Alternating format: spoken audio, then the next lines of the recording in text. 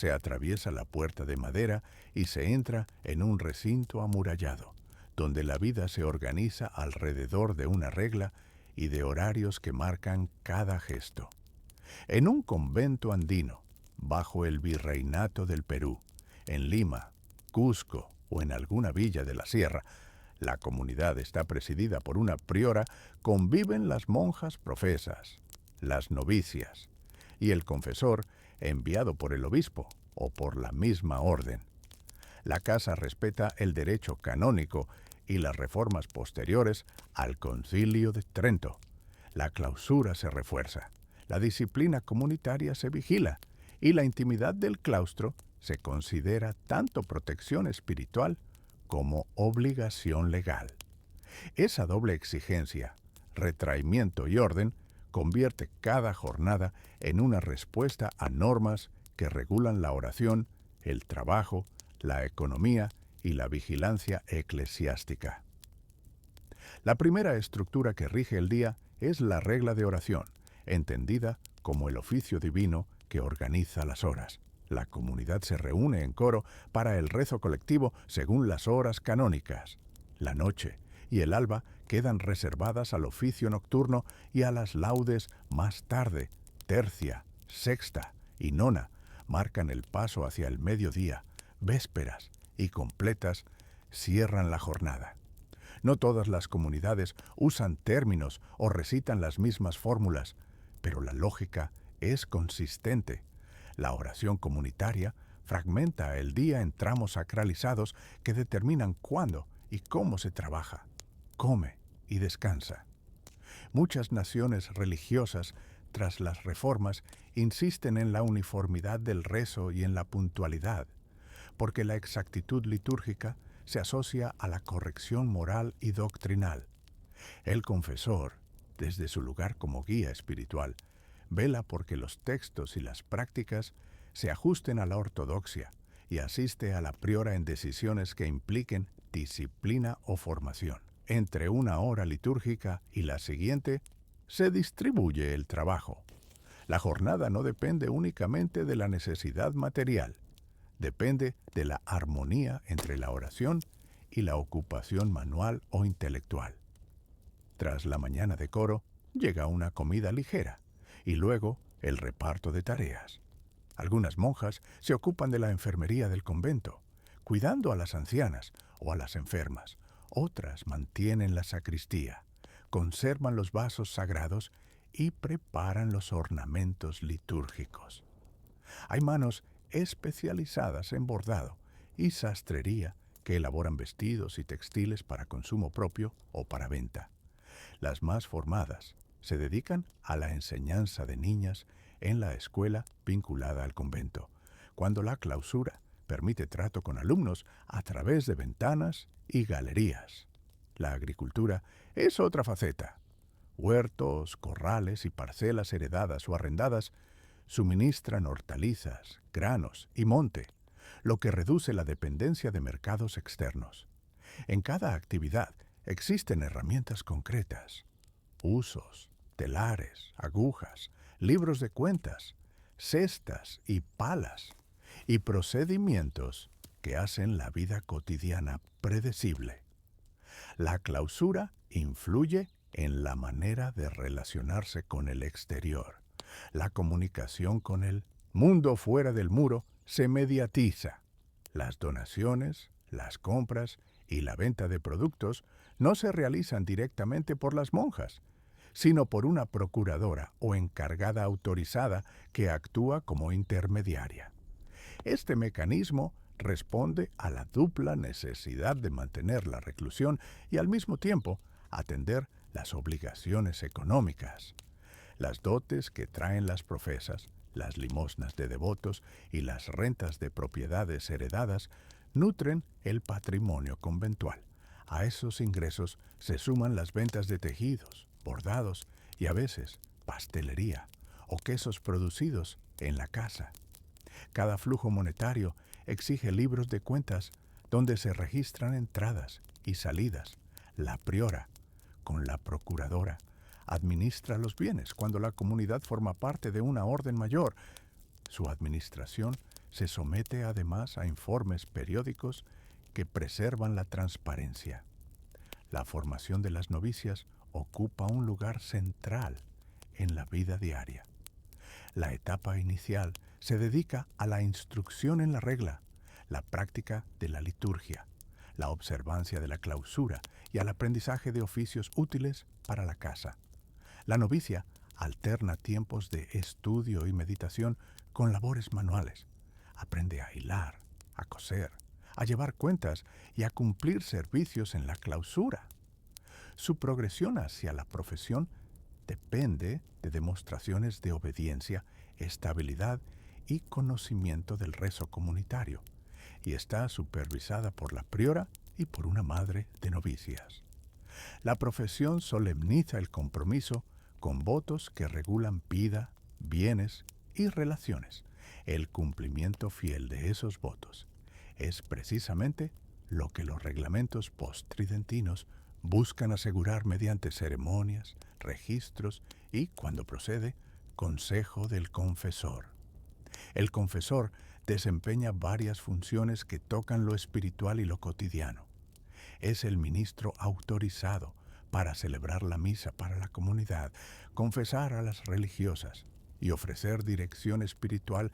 También interviene en cuestiones que requieren criterio teológico o moral y puede mediar en disputas internas. Su presencia exterior, sin embargo, está pensada para no vulnerar la clausura. Los encuentros se organizan en confesionario o en espacios de reunión previstos y regulados. Además, el confesor informa al obispo o a los visitadores sobre el estado espiritual y material de la casa. Esas comunicaciones sirven para detectar desviaciones, arbitrar correcciones y garantizar que las prácticas se mantengan dentro de la disciplina eclesiástica. La supervisión no termina ahí. Las autoridades eclesiásticas realizan visitas periódicas para comprobar la corrección litúrgica, la administración de bienes y la observancia de la clausura. Esas visitas pueden provocar ajustes, retiro o refuerzo de permisos para recibir visitas externas, revisión de cuentas, sustitución de mandos internos si la disciplina flaquea. La jurisdicción episcopal y, cuando corresponde, la de la propia orden, funcionan como dispositivos que linkean la intimidad del convento con estructuras que no aceptan autonomía completa. Este entramado define responsabilidades. La priora debe rendir cuentas ante superiores. La procuradora maneja contratos y arrendamientos conforme a órdenes aprobadas. El confesor informa y aconseja conforme al espíritu de su congregación. La economía interna condiciona la autarquía del convento. La dependencia de dotes y rentas obliga a mantener una administración cuidadosa y a generar producción útil para la subsistencia. Cuando los ingresos son suficientes, la casa puede sostener obras de caridad, aceptar más novicias o conservar ancianas sin familia. En ocasiones, la comunidad explota bosquetes, viñas o pequeñas ventas a través de arrendatarios. En otras, la principal renta procede de legados que quedan como capellanías o misas votivas, cuyo cumplimiento también exige organización. Las misas de difuntos se encargan al confesor o a capellanes externos que actúan dentro de las letras del contrato fundacional. Cada una de estas prácticas resulta de la necesidad de mantener la clausura sin perder lazos indispensables con benefactores y con la jerarquía eclesial. La disciplina comunitaria se expresa en reglas de convivencia y de castigo leve que apuntan a corregir faltas sin quebrar la unidad. El capítulo diario o semanal, presidido por la priora, es el órgano mediante el cual se tratan asuntos comunes, distribución de tareas, evaluación del comportamiento, aceptación de legados y resolución de conflictos. En el capítulo se leen actas, Se imponen penitencias menores cuando procede y se registran decisiones que luego se reflejan en los libros de la casa. Esa práctica reafirma la colectividad y la responsabilidad compartida. Cada modificación en la vida cotidiana tiene repercusiones económicas y espirituales. Por eso, las reuniones formales son tan importantes. La combinación de rezo, trabajo, economía y vigilancia produce efectos concretos en la rutina. La jornada aparece como un entramado de obligaciones encadenadas. La oración fija los ritmos y protege la identidad religiosa. El trabajo asegura la subsistencia y forma a las religiosas en oficios útiles. La economía externa, gestionada con prudencia, permite la permanencia y la obra caritativa, la supervisión eclesiástica garantiza la conformidad doctrinal y la rendición de cuentas. Cuando un eslabón falla, una mala gestión de los bienes, una relajación en la observancia o una intervención episcopal por denuncia, la vida cotidiana se reordena para restablecer equilibrio mediante correcciones, ajustes en la administración o cambios en el gobierno interno. Así se estructura el día dentro de un convento andino del siglo XVII. Una sucesión de horas sagradas que articulan labores físicas e intelectuales. Una economía que sostiene la clausura mediante dotes, rentas y producción, y un entramado de supervisión que mantiene la casa dentro de los márgenes establecidos por la Iglesia. Sobre estas pautas se apoyan decisiones familiares dentro del claustro, tensiones entre deseos personales y obligaciones comunitarias, y la adaptación continua a circunstancias externas.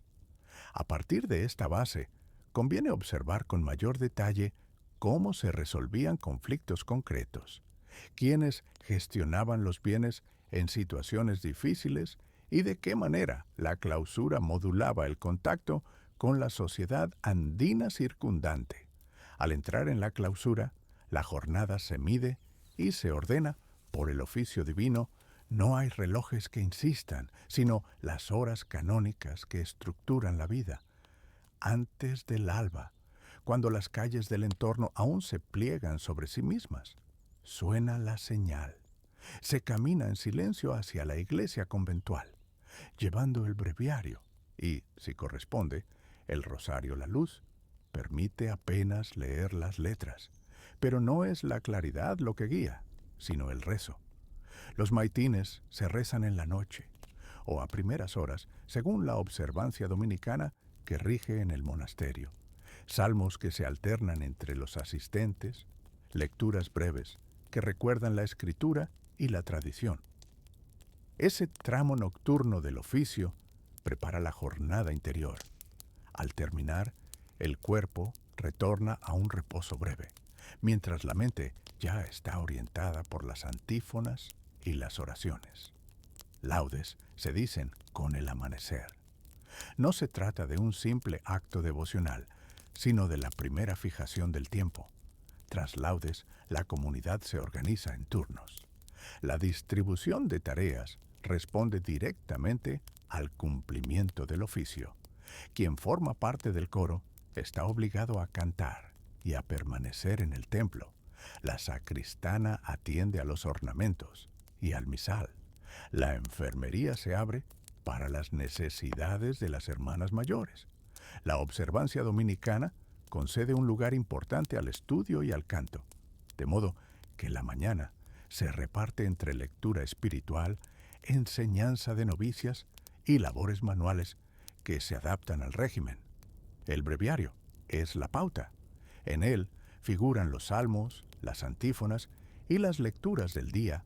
Aprender a manejarlo es parte de la formación, la que exige memoria y disciplina. La misa diaria suele celebrarse en la capilla mayor, aunque no siempre en presencia de un sacerdote de la comunidad, si la clausura impide el acceso de párrocos. Un confesor o sacerdote designado entra al espacio cerrado para cumplir con la Eucaristía. Asistir a la misa es un deber. Antes y después de la consagración, se recitan oraciones contenidas en el misal y se cantan himnos que marcan el tono litúrgico del día. La misa articula la jornada espiritual y contiene en su estructura consecuencias prácticas. La comunión, recibida por las que están en gracia, alimenta el compromiso de permanecer en la clausura. La homilía, aunque breve, refuerza las reglas de conducta y el entendimiento de la regla que gobierna el convento. Entre la misa y las horas menores, la vida se reparte en oficios. Prima da paso a las tareas de la mañana. Cuando no se reza, se trabaja. En la observancia dominicana, el estudio es trabajo, tanto como la costura o la copia de textos. En las celdas, las hermanas que han sido instruidas en latín repasan nociones teológicas o traducen otras, practican bordado para ornamentos litúrgicos, hacen repaso de cuentas para mantener libros de la comunidad o atienden el huerto clausurado. La clausura no excluye el cultivo. Dentro de los muros, parterres y un pequeño huerto sostienen alimentos y plantas medicinales. Su cuidado es asignado por turnos y su producción condiciona el menú diario, de modo que la autosuficiencia tiene efecto directo sobre la mesa conventual. A media mañana se rezan tercia, sexta y nona, las horas llamadas menores. Estas breves interrupciones del trabajo recuerdan que el tiempo está consagrado y que las ocupaciones humanas deben adaptarse al ritmo divino. El breviario se abre en distintas páginas y se alternan salmos cortos. Quien estaba en la cocina detiene lo que hace y se incorpora al coro según el turno. Las tareas se organizan en un rota fijo. Hay guardias en la portería interior, limpieza de la iglesia, atención a las necesidades de las novicias y revisión de las cuentas. La clausura obliga a un manejo preciso de las reservas. Los encargados de la despensa registran entradas y salidas. La sacristía cuida velas y telas. Así que el cumplimiento del oficio condiciona la vida económica del convento. El mediodía encuentra a la comunidad en nona y poco después en la comida frugal.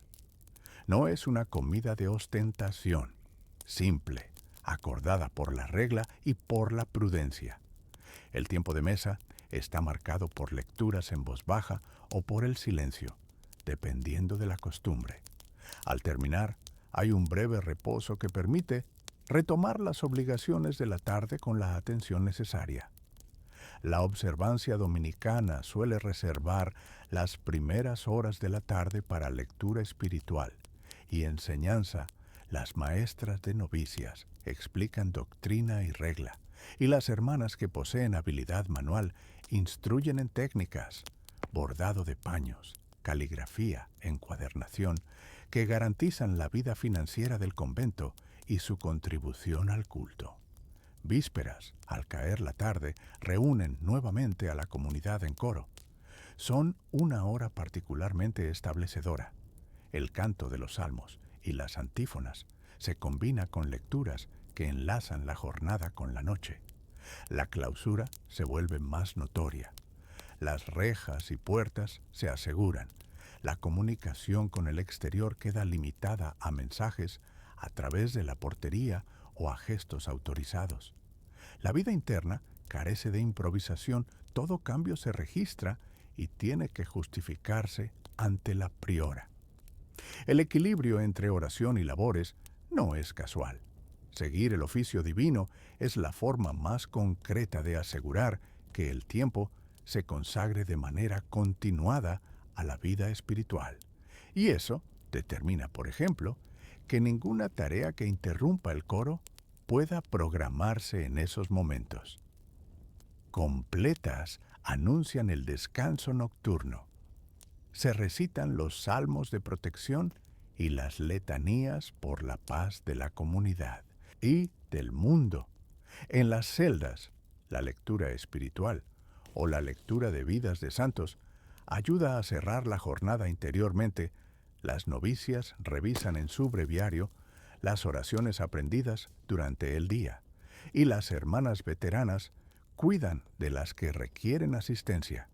La clausura, que podía parecer una limitación, actúa también como protección. Dentro de sus muros, la comunidad administra recursos, educación y salud primaria. La enfermería atiende a las dolencias con plantas del huerto, reposos y cuidados que respetan los rituales de la regla. El oficio divino, distribuido en horas, facilita la convivencia porque asigna tiempos y lugares conocer. El horario es conocer la propia obligación. La vida en el convento incorpora roles claros. La priora administra, pero su autoridad se ejerce siempre en relación con la regla y las constituciones del convento. La sacristana vela por los objetos de culto y prepara las celebraciones. La maestra de novicias forma a las nuevas en la pronunciación de salmos, en la lectura del latín y en la conducta que exige la clausura. Las hermanas, que poseen habilidades manuales, producen bienes que sostienen económicamente al claustro. Bordados, piezas de encuadernación, prendas religiosas. Las conversas o hermanas de capa suelen encargarse de tareas más domésticas, siempre dentro del espacio cerrado. Todo trabajo queda supeditado al cumplimiento del oficio. La vida comunitaria está hecha de turnos y de horarios, y cualquier desviación requiere permiso explícito. Esa estructura reduce la fricción y preserva el objetivo central, que la mayor parte del tiempo sea dedicado a la oración y a la contemplación, según la observancia dominicana. La disciplina litúrgica tiene efectos prácticos también en la relación con el exterior. Por la clausura estricta, las visitas se regulan en la portería y las limosnas o correspondencia entran a través de intermediarios cuando las autoridades eclesiásticas o el señorío local necesitan hablar con la priora. La negociación pasa por canales formales. El aislamiento no es abandono. El convento recibe donaciones, gestiona propiedades y a veces ofrece enseñanza a mujeres de familias cercanas mediante sistemas que respetan la clausura. Pero la vida cotidiana se desarrolla dentro y todo lo que acontece fuera se filtra por normas que preservan la integridad del rezo comunitario. Los acontecimientos extraordinarios, una festividad, la llegada de una nueva hermana, una convalecencia en la enfermería, alteran temporalmente la rutina, pero incluso entonces, el oficio guía la reacción. Las celebraciones se integran en las horas litúrgicas y las oraciones especiales se añaden al breviario para pedir por la intención.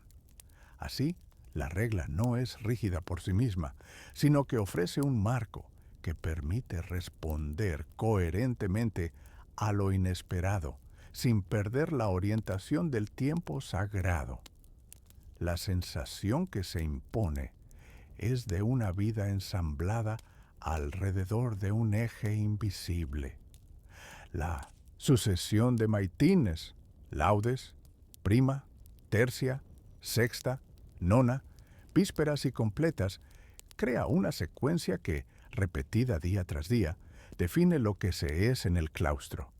Al seguir este ritmo interior, se entiende que la clausura no es solo separación física, sino una manera de ordenar la existencia hacia el fin para el que la comunidad fue fundada: la oración continua y el estudio de la fe. En adelante, la exploración de cómo la clausura se relaciona con la economía del convento y con la comunidad fuera de sus muros mostrará con más detalle las consecuencias materiales de este ordenamiento litúrgico y cómo las mujeres enclaustradas negocian su presencia en el mundo sin abandonar la disciplina que rige su tiempo. Dentro de los muros, la subsistencia de la casa no resulta de una sola fuente, sino de una trama de ingresos y trabajos que marcan la organización diaria. La dote, donación o legado que acompaña a cada ingreso actúa como garantía y como capital inicial.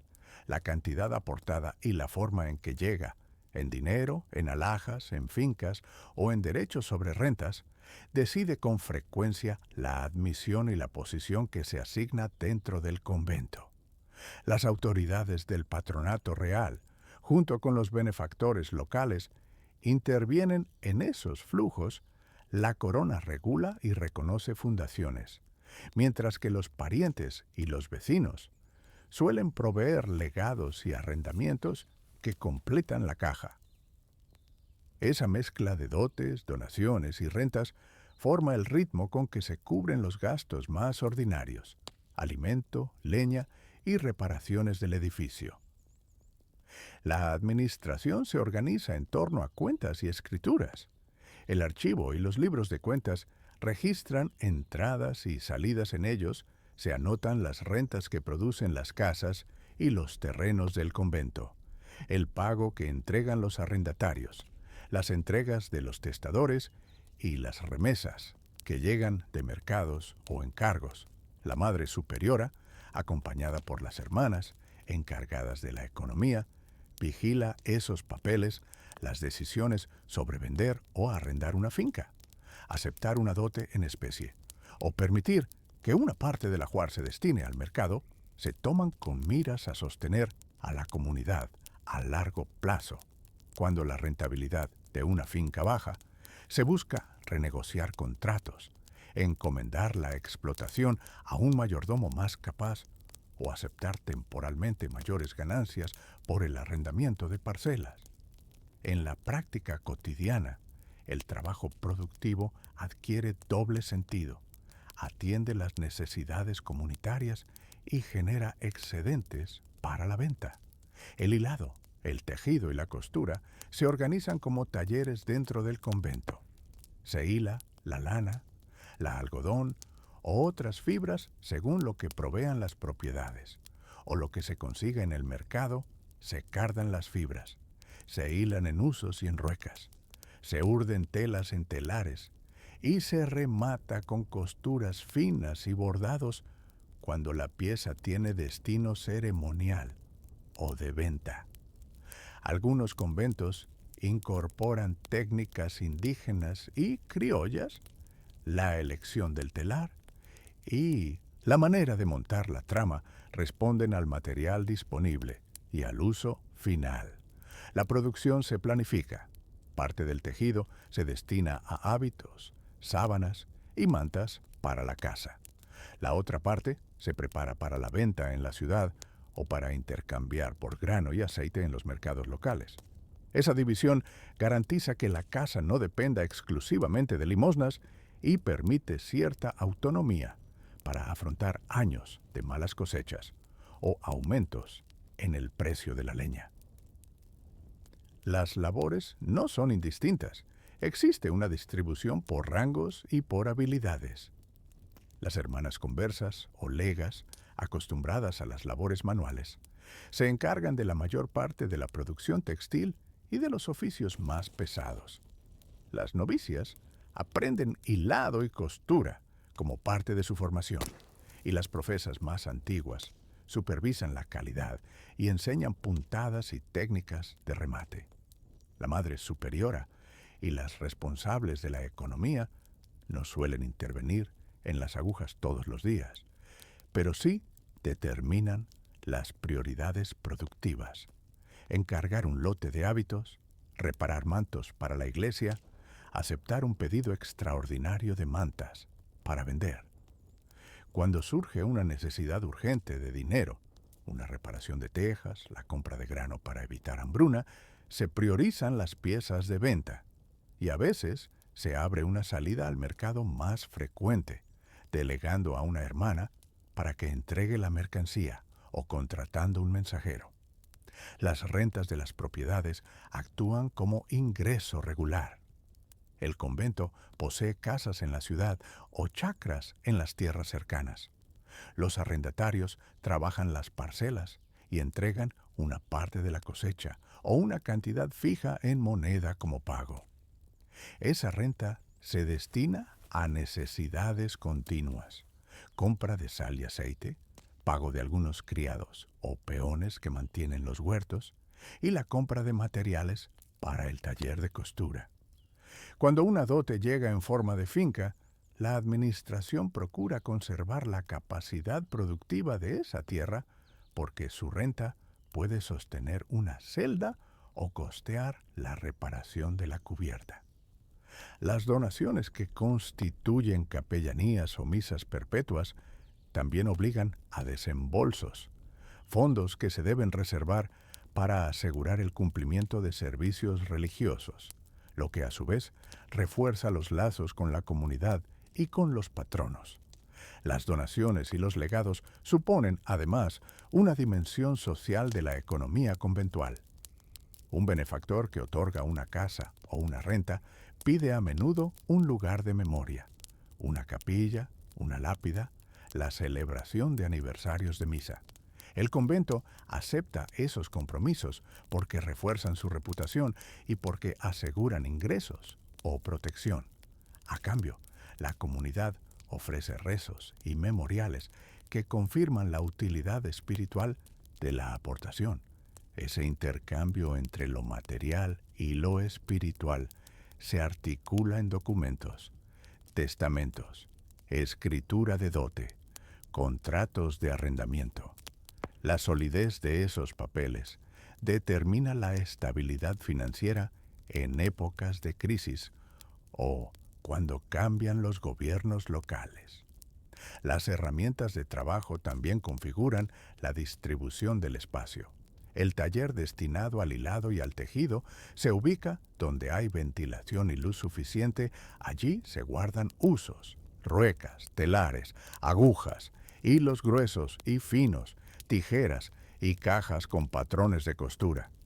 Un almacén de la casa contiene telas crudas y terminadas, botones, hilo importado y piezas de ajuar que aguardan servicio o venta. Los alimentos se conservan en cámaras o despensas. La leña se apila en un cobertizo cercano. Los maestros o artesanos externos que reparan techos o herrerías aparecen por contrato cuando la casa no puede resolver esas tareas por sí misma. Todo ese entramado material se financia con lo que entra por rentas y ventas. Y por eso, la contabilidad exige disciplina. Un descuido en los registros puede implicar pérdidas que se traducen en raciones más escasas o en la suspensión de encargos para el mercado. La influencia del patronato real se deja notar en asuntos que van más allá de la economía inmediata. Las plazas concedidas por la corona, las licencias para fundar o para recibir ciertas limosnas, y la autorización para celebrar algunas ceremonias condicionan el acceso a recursos y a honores. Un convento, reconocido por el patronato, puede recibir favores que se traducen en privilegios económicos o en el derecho a administrar ciertas cofradías, lo cual, a su vez, abre nuevas líneas de ingreso. Los benefactores locales, al obsequiar una dote o liquidar una renta, buscan también prestigio, asegurar que una hija descanse bajo techo sagrado, consolidar memoria familiar o mantener influencia en la comunidad religiosa del lugar. Esa arquitectura económica define en buena medida quién puede entrar al convento. Grandes dotes aseguran celdas más cómodas, lugares en coro con mejores vistas y a veces la posibilidad de que una alumna conserve ciertos objetos personales. Dotes modestos o la aceptación de donaciones en especie llevan a vínculos distintos. La religiosa puede realizar la mayoría de las tareas manuales, o la casa puede exigir que la familia apoye con trabajo adicional la manutención. En casos excepcionales, la piedad o el patrocinio pueden suplir la falta de dote. Un benefactor decide sufragar la entrada de una mujer por razones espirituales y la comunidad asume la responsabilidad de mantenerla. Ese equilibrio entre capital y caridad configura la composición social del convento, y con ello las relaciones internas, jerarquías que se expresan en las responsabilidades asignadas, en el acceso a habitaciones y en la distribución de la carga laboral. El efecto práctico de esta economía se percibe cada día en las rutinas. El tiempo para la oración se compatibiliza con el tiempo de trabajo, las horas de recogimiento se alternan con periodos de hilado y de costura. Las reuniones de capítulo remiten tanto a asuntos espirituales como a decisiones sobre ventas y arreglos contractuales. Cuando la cosecha externa es mala, los telares se convierten en principal fuente de ingreso cuando el mercado requiere cierto paño. La producción se reorienta. Esa flexibilidad permite a la casa no solo sobrevivir, sino mantener su sentido comunitario. La opción de vivir apartadas del mundo se sostiene gracias a negociaciones continuas con ese mundo, y las manos que hilan y cosen lo hacen como parte de una economía que alimenta tanto la vida material como la vida de oración. Al manejar dotes, rentas y talleres, la comunidad aprende a prever y a responder, ajustar precios, renegociar contratos, aceptar encargos puntuales o reservar parte de la producción para emergencias. Esas prácticas configuran la autonomía real del convento dentro de los límites impuestos por el patronato y por la dependencia con los benefactores. Mientras se mantiene la casa con hilos, escrituras y acuerdos, la comunidad organiza su tiempo y sus recursos para asegurar alimento, leña y la conservación del edificio, y así poder dedicar los espacios de la vida monástica a la oración y al servicio.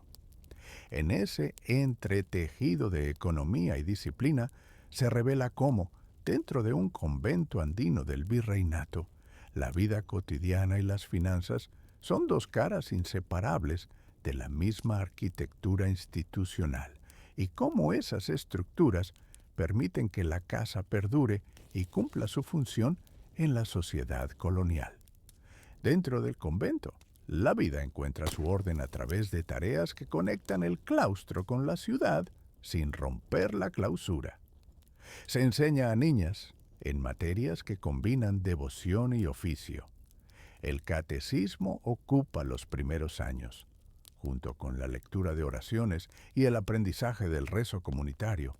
La escritura y las cuentas se transmiten con cuadernos y tinta para quienes deban llevar correspondencia o administrar una dote futura las labores manuales. Bordado, costura, tejido, se aprenden con alfileres, usos y agujas, y sirven tanto para la formación personal como para contribuir a la economía conventual. La música, limitada por las normas de modestia, se practica en repertorios de canto llano y piezas sencillas para el coro, más como disciplina espiritual que como espectáculo público. Se aceptan pensionadas que viven dentro de las paredes, pagadas por familias que buscan formación o protección para sus hijas. Esas pensionadas comparten la vida diaria con las novicias y las profesas, levantarse a horas fijas, asistir a la misa, participar en el rezo comunitario, estudiar, trabajar y cumplir con tareas domésticas asignadas por la Madre Superiora. Las puertas y las rejas del locutorio organizan las interacciones con el exterior.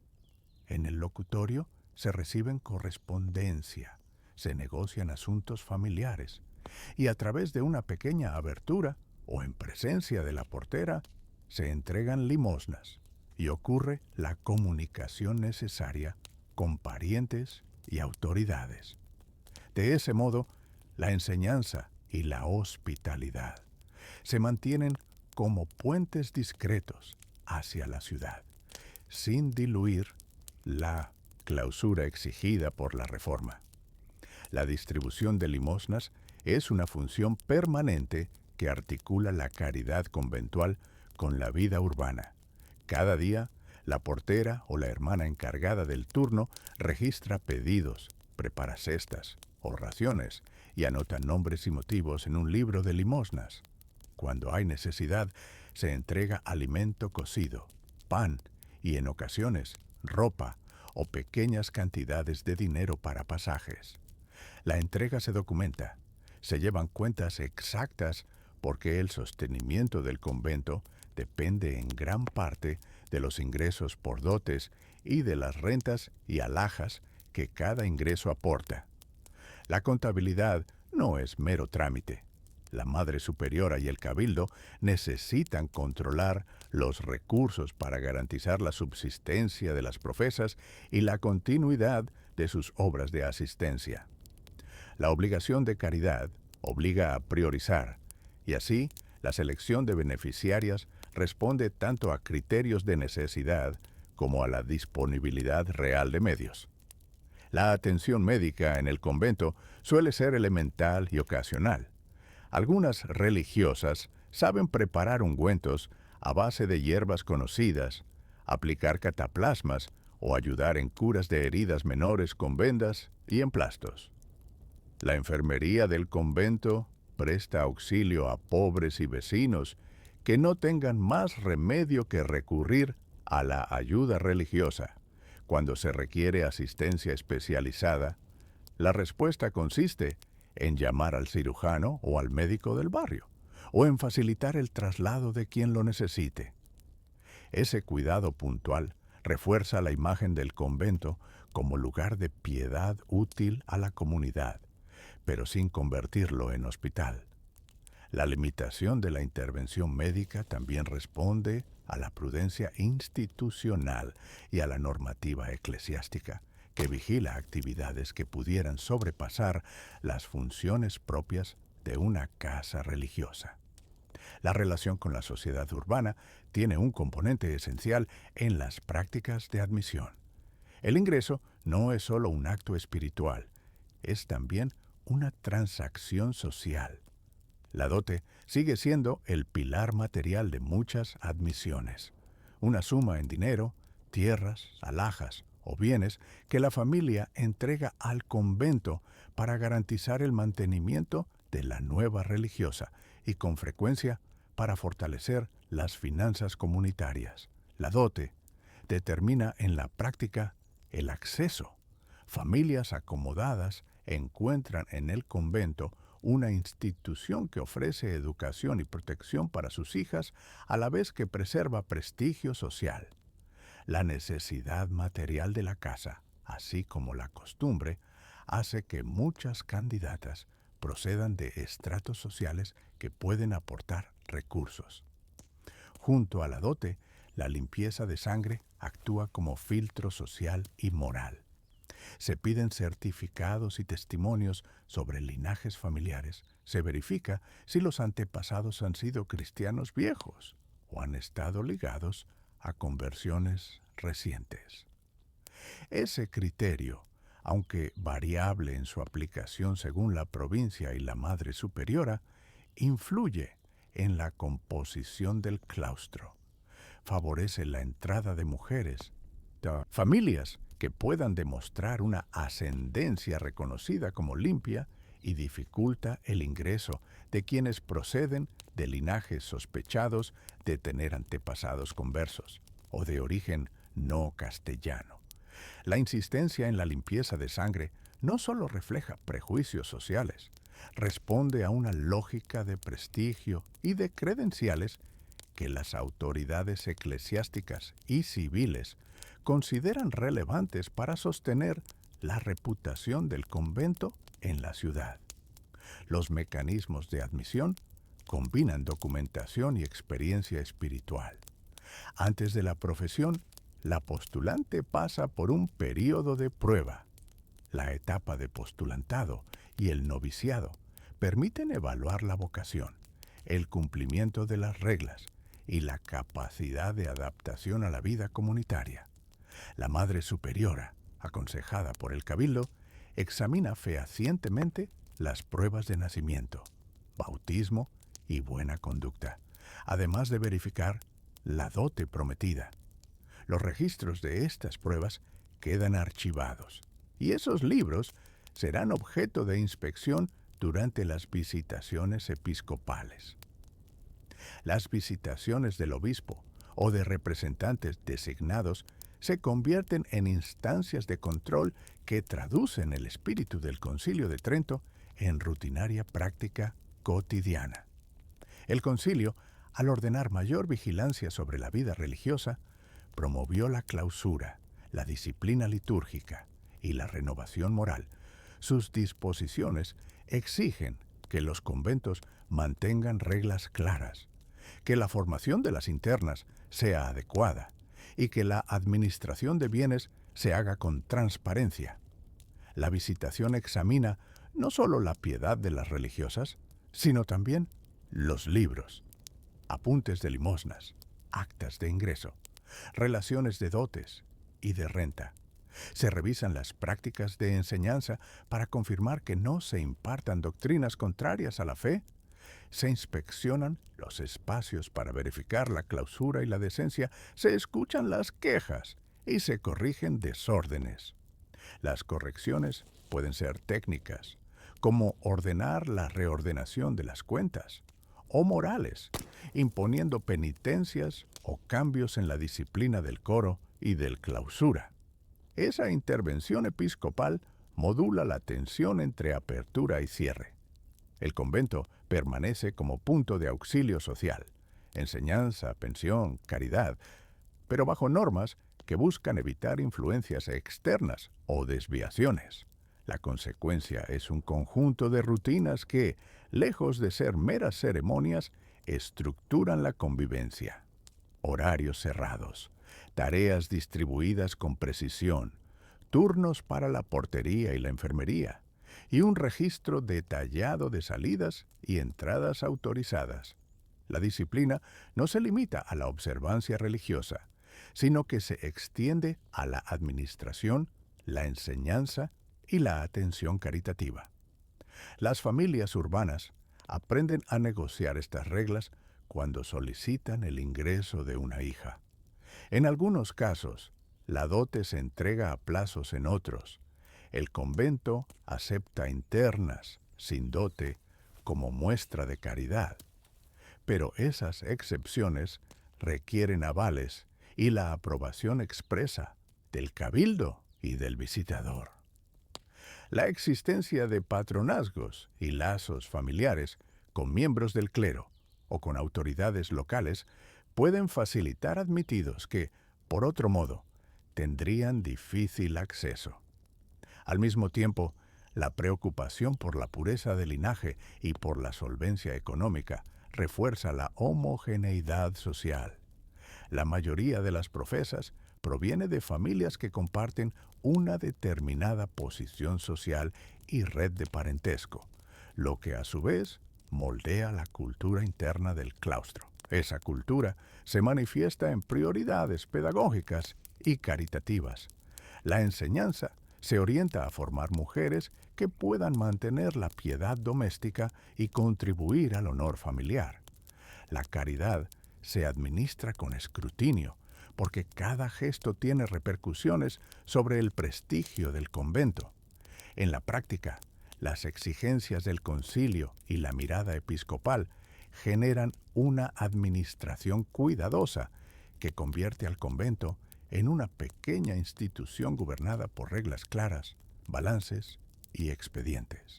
El resultado es una vida conventual que, si bien queda encerrada detrás de rejas, actúa como nodo social, educa, asiste, regula y conserva un orden que la ciudad reconoce y utiliza. La coexistencia de clausura y servicio no es estática. Cambia según las presiones económicas, los mandatos episcopales y las necesidades urbanas. Ante crisis de recursos, la Madre Superiora puede restringir nuevas admisiones o modificar las prestaciones de limosna ante una visitación crítica. Se reorganizan prácticas y se ajustan horarios de formación. Estas respuestas demuestran que el convento es un organismo adaptable, obligado a sostener coherencia interna mientras responde a exigencias externas. Esa capacidad de equilibrio sostendrá la vida de la comunidad en los meses y años siguientes y mostrará cómo la disciplina, la educación y la caridad conviven dentro de los muros, marcando el perfil social del convento y preparando el terreno para las decisiones de profesión y los rituales íntimos, que determinarán la vida posterior de cada religiosa. Al cruzar el umbral del claustro, la jornada adquiere una arquitectura fija. El ritmo litúrgico marca los momentos y la clausura dicta los límites. La primera obligación es el oficio divino. Maitines y laudes reclaman la atención antes de que el día avance. Y a lo largo de la jornada, las horas canónicas, tercia, sexta, nona, vísperas y completas, ordenan los intervalos de trabajo y silencio. No se improvisa. Cada campanada anuncia una obligación precisa y la comunidad responde como un sistema articulado. La priora gobierna ese sistema, velando por que la regla se cumpla y que las hermanas, novicias y conversas mantengan la regularidad de la oración y el trabajo. La clausura implica un mundo interior con puntos de contacto medidos con el exterior. Las visitas se restringen al parlatorio o a las rejas de la capilla. La correspondencia pasa por la sacristía y los asuntos económicos se tramitan ante la madre encargada de la administración. Esos accesos controlados protegen la vida contemplativa, pero también obligan a que el convento sea autosuficiente, o al menos viable, dentro de la sociedad del virreinato.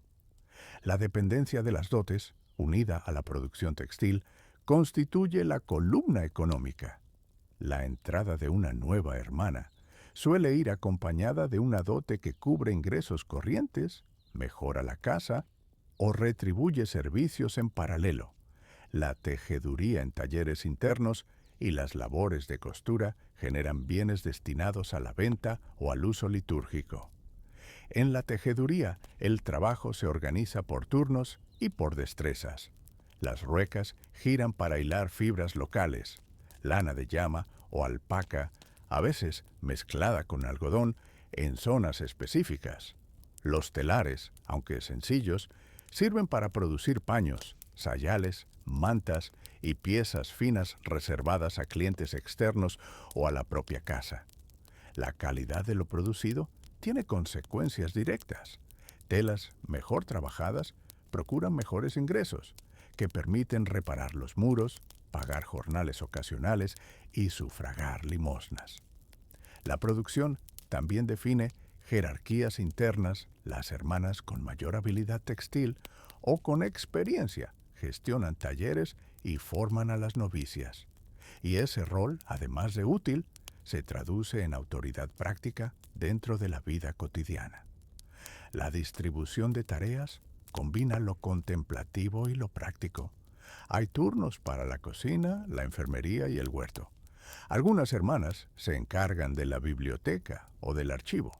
Otras administran las cuentas y la correspondencia. Las hermanas conversas, cuando existen, realizan la mayor parte de las labores manuales que requieren trato periódico con el mundo exterior, mientras que las profesas solemnemente consagradas dedican más tiempo a la oración comunitaria. Esta división del trabajo responde tanto a la observancia de los votos, obediencia, pobreza, castidad, como a la necesidad de mantener el edificio y atender las obligaciones sociales del convento. La disciplina se inscribe en la regla y se hace cotidiana mediante ejercicios pequeños. Guardar silencio en determinados horarios, pedir permiso para salir del coro, presentarse ante la priora para cualquier ausencia, cumplir los oficios asignados sin dilación. La obediencia es práctica y ritual a la vez. no es solo aceptar órdenes, sino sostener la convivencia por medio de la repetición de rutinas. La obediencia alimenta la estabilidad económica, porque limita gastos innecesarios, protege la reputación del convento y facilita la rendición de cuentas ante la vigilancia episcopal. Esa vigilancia episcopal se expresa en inspecciones periódicas, en cartas pastorales y en la obligación de rendir cuentas. El visitador eclesiástico examina la observancia de la regla, verifica las cuentas y cuando lo considera necesario, corrige prácticas que puedan distorsionar la vida espiritual o la economía. La intervención del obispo o de su delegado influye en decisiones que van desde la admisión de novicias hasta la aprobación de reformas en el edificio. Esa supervisión reduce la autonomía absoluta, pero también protege a las comunidades frente a abusos internos y legitima la autoridad de la priora ante la sociedad. Las disputas sobre dotes o sobre la gestión de bienes se resuelven dentro de ese marco jurídico-religioso y frecuentemente la respuesta episcopal determina la continuidad de proyectos económicos. La enseñanza y la caridad existen en forma limitada y regulada. No es lo común abrir amplias clases públicas, la clausura impone restricciones y las actividades educativas se concentran en asuntos domésticos o en la instrucción de niñas pertenecientes a familias que patrocinan al convento. La caridad puede darse mediante la entrega de limosnas, la acogida de enfermas en casos excepcionales, o la distribución de alimentos a necesitados, según la disponibilidad. Sin embargo, la generosidad tiene un marco.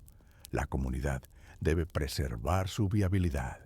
Enseñar a leer, bordar o rezar a miembros jóvenes de la sociedad es habitual, pero siempre dentro de límites que no comprometan la observancia ni la economía. La vida material del claustro depende de herramientas y costumbres que regulan el trabajo. Usos y ruecas para hilar, telares para tejer, agujas y patrones para confeccionar ropas litúrgicas y domésticas. El manejo del huerto y la pequeña huerta medicinal exige conocimientos prácticos que algunas hermanas conservan de la tradición local.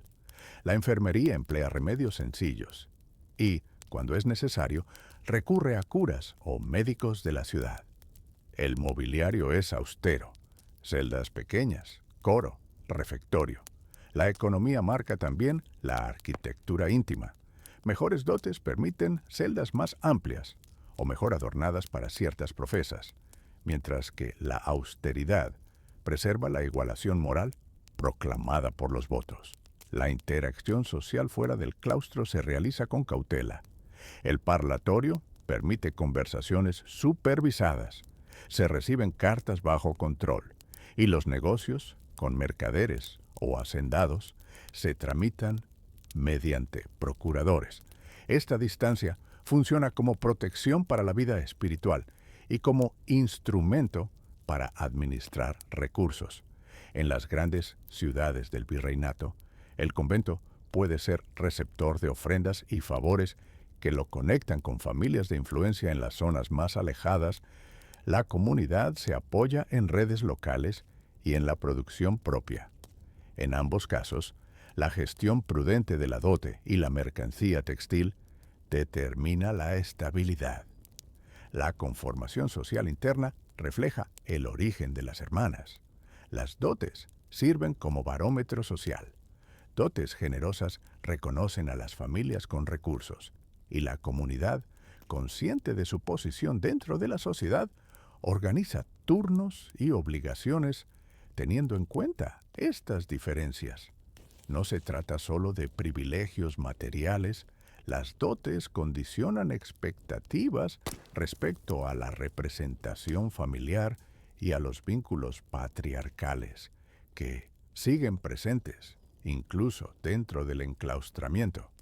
Al mismo tiempo, la vida conventual ofrece alternativa de estatus a mujeres que por diversas razones eligieron o fueron destinadas allí. Protección, piedad, acceso a una forma de autoridad espiritual que fuera de la clausura resultaría más difícil. Los conflictos y las tensiones se resuelven por procedimientos que preservan la comunidad. Confesiones periódicas con el confesor asignado, intervenciones de la priora, apelaciones a los visitadores episcopales. La disciplina no solo corrige faltas, sino que también funciona como mecanismo de preservación frente a las amenazas económicas y morales que el entorno pudiera representar.